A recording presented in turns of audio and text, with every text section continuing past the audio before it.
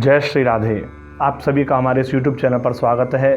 तो लोगों के अंदर जो एक भ्रम फैला हुआ है भगवान शंकर के पूजा को लेकर के, जिसको लेकर के हमारे पास में कई सारे प्रश्न कई बार आते हैं और उसके ऊपर हम एक बार पहले भी वीडियो बना चुके हैं, आप लोगों को बता चुके हैं कि भगवान शंकर पर तुलसी अर्पित करनी चाहिए या नहीं करनी चाहिए, भगवान शंकर पर तुलसी हम चढ़ाएं या नहीं चढ़ाएं।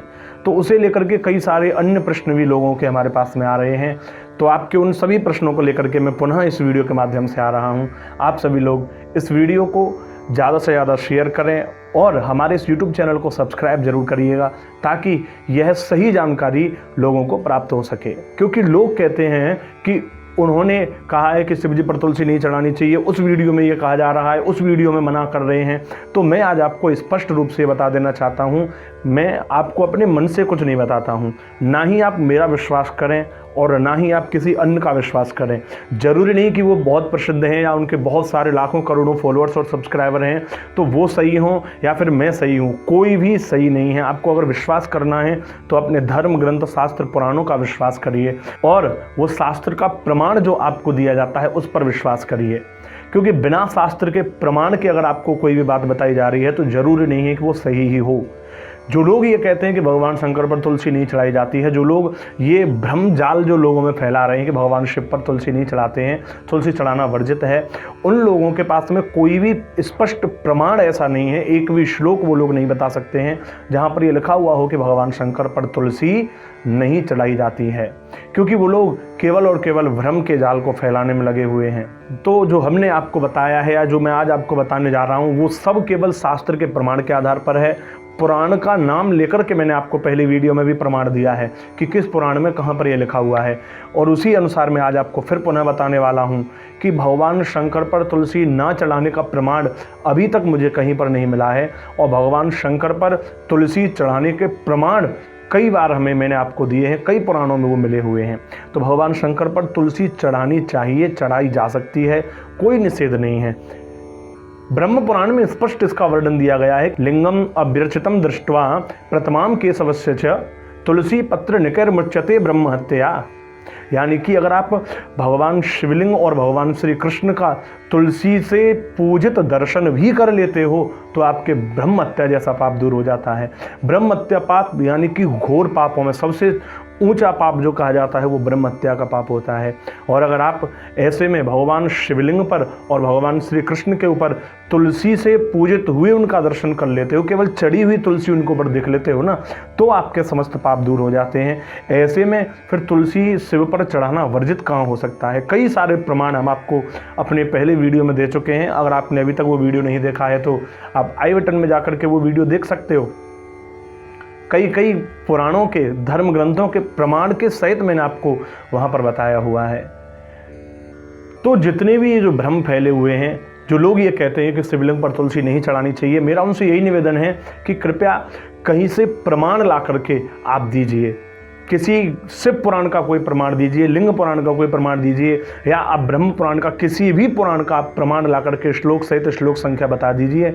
अगर कहीं पर ऐसा लिखा हुआ है कि शिवलिंग पर तुलसी नहीं चढ़ाई जाती है, कहीं ऐसा लिखा हुआ ही नहीं है, तो गूगल और यूट्यूब ही सब कुछ नहीं है। इन पर हम जैसा डाल देते हैं वही मिल जाता है और यहाँ पर ज़रूरी नहीं कि हर चीज़ सही हो। इसलिए मेरा निवेदन है कि केवल विश्वास करना हो तो अपने धर्म शास्त्र ग्रंथों के पुराणों के प्रमाणों पर करिए और उनसे आपको प्रमाण दिए जाते हैं तो उन प्रमाणों के अतिरिक्त आप किसी पर विश्वास ना करें। हमारे पुराणों में लिखा गया है कि इतिहास पुराण आदि वेदम शास्त्रम विधिम बिना केवला हेतु की भक्ति रूतपादेव केवलम। अर्थात अगर आप बिना इतिहास पुराण का सहारा लिए अगर आप किसी के भ्रम में आकर के भक्ति करते हो, पूजा करते हो, तो वो भक्ति भगवान से नहीं मिलाती है, बल्कि वो भक्ति जो है वो नए नए उत्पाद खड़े कर देगी। तो आप सभी लोग अपने शास्त्र ग्रंथ पुराणों पर विश्वास करिए। शिवलिंग कहाँ रखना है ये भी मैंने आपको एक अलग वीडियो में बताया हुआ है। शिवलिंग को आप अपने घर के मंदिर में रखें, क्योंकि इसको भी लेकर के बहुत सारे भ्रम फैले हुए हैं, बहुत सारी वीडियोस बनी हुई हैं कि घर में शिवलिंग मत रख लेना, बड़ा बड़ा विनाश हो जाएगा, ये आ जाएगा कष्ट, वो हो जाएगा। कहाँ लिखा है भैया कि शिवलिंग नहीं रख सकते? कहाँ लिखा हुआ है कि शिवलिंग नहीं रख सकते या शिव जी की पूजा नहीं कर सकते हैं हम? शिव जी की पूजा करने का अधिकार सबको है, शिवलिंग रखने का अधिकार सबको है। कितनी बड़ी शिवलिंग हमें रखनी चाहिए? केवल 1 अंगुली के बराबर की शिवलिंग हम अपने घर में रख सकते हैं। इसका प्रमाण भी हमने आपको YouTube पर दे दिया है। उसके लिए भी आप हमारे आई बटन में जाकर के उस वीडियो को देखिए और प्रमाण सहित जानिए कि शिवलिंग हम घर में रख सकते हैं। तो शिवलिंग अपने घर के मंदिर में रखें।